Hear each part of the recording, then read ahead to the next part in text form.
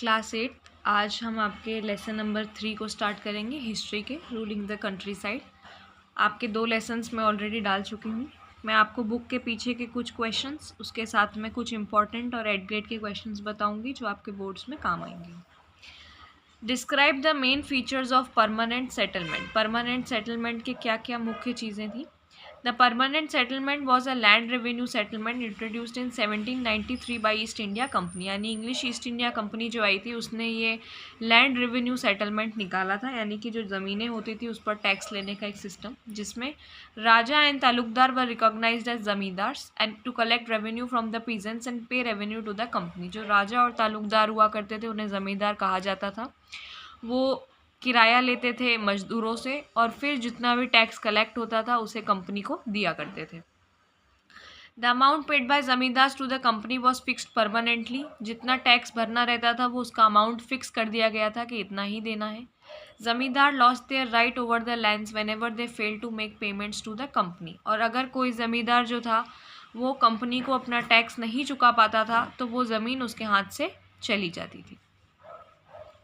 How was the Malhari system different from permanent settlement. Mahalwari system जो था वो परमानेंट सेटलमेंट से कैसे अलग था। Holt Mackenzie devised it and came into effect 1822। The epicentre of the system was a village. Village were called महल। यानी इसे 1822 में हॉल्ट मैकेंजी ने निकाला था, जिसमें उन्होंने कहा था कि जो विलेज है वही मेन सेंटर है और विलेज को उसने महल कहा था। जबकि परमानेंट सेटलमेंट लॉर्ड कॉर्नवालिस लेके आए थे 1793 में, जिसमें कोई ऐसी एपिसेंटर की बात नहीं कही गई थी। The revenue was revised periodically. यानी इस महलवारी सिस्टम में टैक्स जो था वो समय समय पर बदलता रहता था और इसमें रेवेन्यू फिक्स्ड रहता था। परमानेंट सेटलमेंट में टैक्स जो था वो फिक्स्ड रहता था। The charge to collect revenue was on village headman. यानी गांव का जो भी मुखिया होता था वही ये पैसे कलेक्ट करता था और इसमें राजा और तालुकदार जो थे, विलेज के ज़मींदार जो थे, वो पैसे कलेक्ट करा करते थे। Give 2 problems which arose with a new Munro system of fixing revenue. क्या 2 दिक्कतें आई जब टैक्स जो था वो फिक्स कर दिया गया। Revenue official fix to high revenue demands. Peasants were unable to pay. यानी कि वो इतने ज़्यादा पैसे टैक्स फिक्स कर देते थे कि जो मज़दूर थे, जो गरीब लोग थे, वो उन्हें पे नहीं कर पाते थे। Rights flood the country side and villages become deserted in many reasons. यानी कि बहुत सारे गांव इस वजह से खाली हो गए, लोग जो थे वो इधर उधर चले गए। Why were ryots reluctant to grow indigo, which were the main problem faced by peasants in indigo cultivation. तो क्या मुख्य समस्याएं आती थी जो लोग नील की खेती करा करते थे। The roots of indigo plant were very deep which absorb all the nutrition from the soil. यानी जिस भी मिट्टी में इंडिगो उगाया जाता था, नील लगाया जाता था, उसकी जो जड़ें थी वो पूरी नीचे तक फैल जाती थी और सॉइल में जितना भी न्यूट्रिशन था, जो भी मिनरल वगैरह, पानी वगैरह जो भी था, जितना भी, वो सब सोख लेती थी। All Indigo after Indigo cultivation rice could not be grown on the same field. एक बार नील उगाने के बाद वहाँ चावल नहीं उगाए जा सकते थे। The process of indigo cultivation was exploitative and indigo cultivation was not profitable for the cultivators. यानी जो उगाता था उसको उसमें कोई फ़ायदा नहीं होता था। What were the circumstances which lead to the eventual collapse of indigo production in Bengal। यानी आखिरकार नील की खेती जो थी वो चौपट कैसे हुई। In March 1859, the Blue Rebellion was organized by thousands of ryots in Bengal who refused to grow indigo। यानी Blue Rebellion नाम से एक ऑर्गेनाइज करा गया जिसमें इन लोगों ने सबने नील उगाने से मना कर दिया।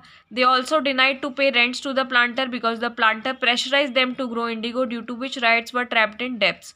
अब क्योंकि जो इनसे उगवाते थे उनका कर्जा इनके ऊपर हो जाता था, तो इन्होंने मना कर दिया कि हम ना नील उगाएंगे ना हम उसका किराया देंगे। Many village headmen who had been forced to sign indigo contracts also supported this rebellion। यानी कि बहुत सारे गांवों के जो मुखिया थे जिनसे फोर्सफुली दबाव बनाकर इंडिगो कॉन्ट्रैक्ट साइन कराए गए थे, उन्होंने भी इनका समर्थन करा। The Britishers were already afraid of the revolt of 1857। और ऑलरेडी जो ब्रिटिश लोग थे वो 1857 में जो रिवोल्ट हुआ था उसकी वजह से डरे हुए थे।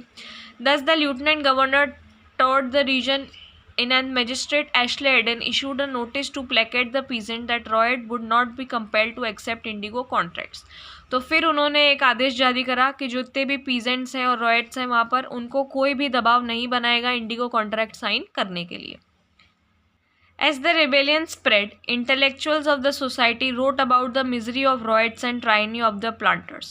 यानी कि जैसे जैसे ये सब फैलता गया, जो लिखने वाले लोग थे सोसाइटी में, उन्होंने इनके बारे में लिखा कि कैसे ये परेशान थे और किस तरीके से प्लांटर्स जो थे इन्हें परेशान करते थे. The British government set up the Indigo Commission to inquire into the system of indigo production. यानी ब्रिटिश गवर्नमेंट को एक कमीशन बिठानी पड़ी जिसमें इंक्वायरी चली कि आखिर नील की खेती में ये सब क्या चल रहा है. Indigo commission supported the rights and held the planters guilty. तो इस कमीशन में ये बात साफ दिख रही थी कि जो किसान थे उनके ऊपर अत्याचार किए जा रहे थे और इसमें प्लांटर्स जो थे वो गिल्टी थे. It assured the ryots to fulfil their existing contracts but they could refuse to produce indigo in future. तो उन्होंने कहा कि आपके अभी तक के जितने कॉन्ट्रैक्ट हैं उतना तो आपको नील उगाना पड़ेगा, लेकिन फ्यूचर के लिए आपके ऊपर कोई दबाव नहीं है कि आपको उगाना पड़े. इसी तरीके से इंडिगो प्रोडक्शन जो था वो इस रिवोल्ट के बाद पूरी तरीके से चौपट हो गया था. अब हम कुछ अलग इम्पॉर्टेंट क्वेश्चंस देखेंगे.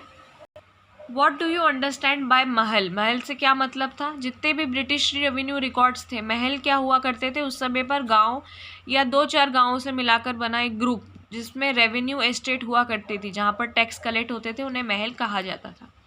Who was slave? A person who owned by someone else, the slave owner. A slave has no freedom and is compelled to work for the master. यानी कि पहले के टाइम में जब कोई किसी इंसान को खरीद के रख लेता था, उसे अपना नौकर बना लेता था, तो उसे स्लेव कहा जाता था. वो अपने मालिक का सारा काम करा करता था और उसके पास कोई आज़ादी नहीं होती थी. What do you mean by bigha? A unit of measurement of land. यानी कि ज़मीन नापने की एक यूनिट है. Before British rule, the size of area varied. In Bengal, the British standardized for it about 1/3 of an acre. यानी 1/3 of acre Britishers ने बना दिया था कि इसे 1 बीघा कहा जाएगा. Discuss how the Britishers saw the indigo cultivation as an important trading opportunity. यानी नील की खेती में उन्हें क्या फ़ायदा दिखा? Britishers saw the indigo cultivation as an important trading opportunity. As the indigo trade grew, commercial agents and officials of the company began investing in indigo production. जैसे जैसे नील की खेती बढ़ती गई, कंपनी में काम करने वाले कुछ एजेंट्स या उनके ऑफिशियल्स ने इसमें पैसा लगाना शुरू कर दिया. Many company officials left their jobs to look after indigo business. यानी कि बहुत सारे कंपनी में काम करने वालों ने अपना जॉब छोड़ दिया और इसी खेती की तरफ चले गए. Those who had no money to produce indigo could get loans from the company and bank. और जिनके पास नील की खेती करने के लिए पैसा नहीं था, वो बैंक से लोन ले सकते थे या कंपनी से लोन ले सकते थे. Why did the demand for indigo increase by end of 18th century? यानी 18th century ख़त्म होते होते नील की जो डिमांड थी वो क्यों बढ़ गई? Britain began to industrialise. यानी ब्रिटेन में इंडस्ट्रीज बढ़ गई. कॉटन प्रोडक्शन ब्रिटेन में बढ़ गया. इसके साथ में नई डिमांड आने लगी कि कपड़ों की डाई आए, और क्योंकि नील का काम यही था कपड़ों में डाई करना, तो इसलिए इसकी जो खेती थी उसकी डिमांड बहुत ज़्यादा बढ़ गई. रॉटवारी सिस्टम क्या हुआ करता था? Ryotwari system was introduced by captain Alexander Read. This system was further developed by Thomas Munro. इनकी कंडीशंस क्या थी? Revenue was to be collected directly from farmers. यानी कि किसानों से डायरेक्टली पैसा लिया जाएगा. फार्मर्स वो were unable to play the revenue left the farms. इसकी डिसएडवांटेज क्या थी? इसकी बुरी बात क्या थी कि जो फार्मर्स, जो किसान नहीं दे पाते थे, उन्हें अपना खेत छोड़कर जाना पड़ता था. जैसे फार्मर चले जाते थे, जो खेती बाड़ी बचती थी, जो गांव बचता था, उसमें कोई भी नहीं रहता था और वो डेजर्टेड हो जाता था, यानी खाली हो जाता था. अब हम आते हैं एड ग्रेड के क्वेश्चंस पर. Why did the value of goods bought by the company in Bengal double? यानी जो भी चीज़ें कंपनी ने खरीदी बंगाल में, उसकी वैल्यू डबल कैसे हो गई? Company wanted a large revenue income. यानी कंपनी जो थी वो चाहती थी कि ज़्यादा से ज़्यादा पैसे टैक्स के उनके पास आएँ, but was unwilling to set up any regular system of assessment and collection. लेकिन वो कलेक्शन का कोई सिस्टम बनाना नहीं चाहती थी.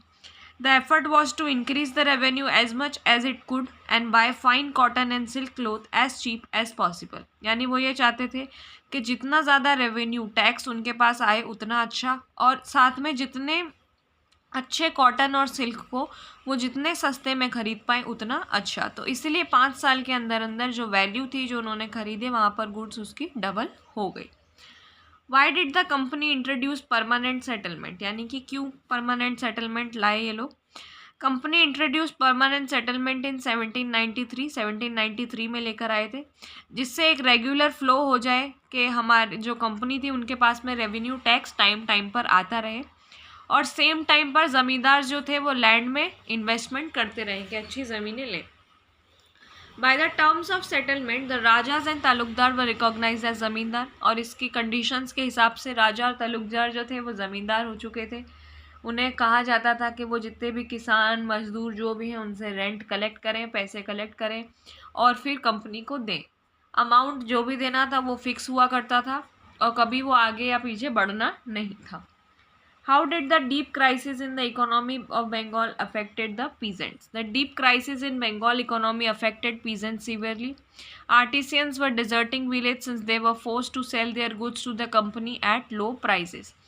क्या हुआ कि कंपनी ने पूरी तरीके से बंगाल को खाली कर दिया था पैसे ले लेकर। जो लोग गांव में रह रहे थे वो गांव छोड़कर जा रहे थे, क्योंकि उन्हें कंपनी वाले मजबूर करते थे कि जो भी वो प्रोडक्ट बनाए उन्हें सस्ते में बेचें। जो भी मजदूर किसान थे वो अपने पैसे उन्हें चुका नहीं पा रहे थे क्योंकि बहुत ज़्यादा उनसे मांगे जा रहे थे। Artisanal production was in decline, agriculture cultivation show science of collapse, यानी कि जो खेतीबाड़ी थी वो भी पूरी तरीके से चौपट हो गई। फिर 1770 में एक टेरिबल फेमाइन आई, सूखा पड़ गया, अकाल आ गया और 10 मिलियन लोग जो थे वो बंगाल में मर गए, यानी कि 1/3 पॉपुलेशन जो उनकी जनता थी वो ख़त्म हो गई। Which types of crop did the British force the Indian cultivators to grow in various region and why? यानी किन किन तरीकों के अनाज उनसे उगवाए जाते थे और क्यों? The company was trying its best to expand the cultivation of opium and indigo, यानी कि वो चाहते थे कि ओपियम और नील जो होता है, अफीम की खेती और नील की खेती वो इनसे करवाना चाहते थे। तो in the century and half that followed the British persuaded or forced the cultivators in various part to produce other crops, जैसे कि बंगाल में जूट उगाया जाता था, असम में चाय, उत्तर प्रदेश जो अब हो गया है उसे यूनाइटेड प्रोविंस बोला जाता था, वहाँ पर गन्ना, पंजाब में गेहूँ, महाराष्ट्र में रुई और इसके अलावा मद्रास में चावल।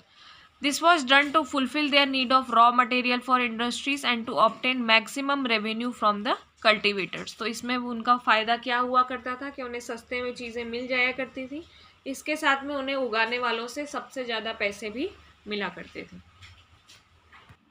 नील की खेती प्लांट्स जो थे, वोट प्लांट्स जो थे, उन दोनों के बीच में क्या डिफरेंस था मैं बता दूँ। वोट प्लांट जो होता है वो सरसों फैमिली का एक पौधा होता है और नील का पौधा जो होता है वो ट्रॉपिकल एरियाज़ में उगता है, और जबकि वोट प्लांट जो है वो टेम्परेट एरियाज़ में रहता है जहाँ पर मिक्स टेम्परेचर होता है। इंडिगो के पौधे से एक रिच ब्लू कलर आता है इसलिए उसे नील कहा जाता है, और जो वोट के पौधे से डाई आती है वो थोड़े से हल्के कलर की होती है, डल कलर की होती है। 1600 से 1700 तक इंडिया में जो लार्जेस्ट प्रोड्यूसर था इंडिगो का इंडिया, और उससे ही कपड़े डाई करे जाते थे। वोट प्लांट जो है वो यूरोप में ज़्यादा प्रिफर नहीं किया जाता था, लेकिन इसका यूज़ भी क्लोथ डायर करने के लिए किया जाता था।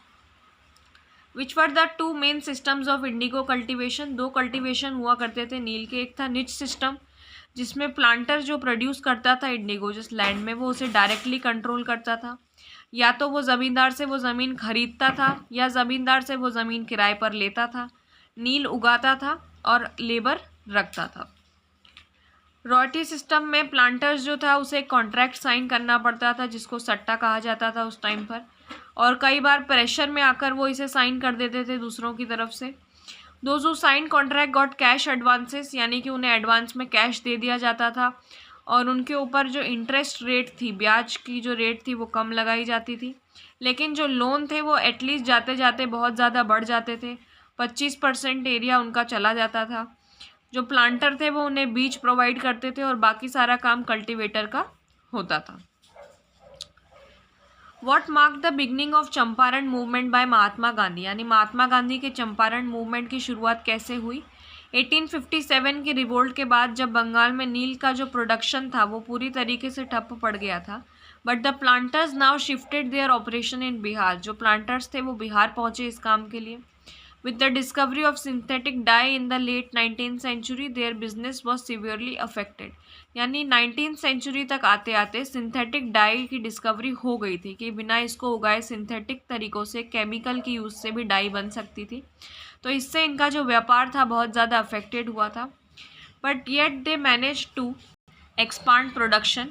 When Mahatma Gandhi return from South Africa, a peasant from Bihar persuaded him to visit Champaran. यानी जब महात्मा गांधी साउथ अफ्रीका से लौटे तो गांव के किसी मजदूर किसान ने जाकर उन्हें कहा कि आप मेरे साथ चंपारण चलिए और देखिए कि वहाँ पर क्या चल रहा है. 1917 में वहाँ पर वो आए चंपारण, उन्होंने देखा और ये शुरुआत थी इंडिगो प्लांटर्स के अगेंस्ट उनके मूवमेंट, जिसको चंपारण मूवमेंट नाम दिया गया. तो ये आपका लेसन नंबर 3 कंप्लीट हो गया है. आप इसको देख लें, इसके पहले के भी चैप्टर डले हुए हैं, इसके साथ में सिविक्स के और ज्योग्राफी के भी चैप्टर आपको मिल जाएंगे.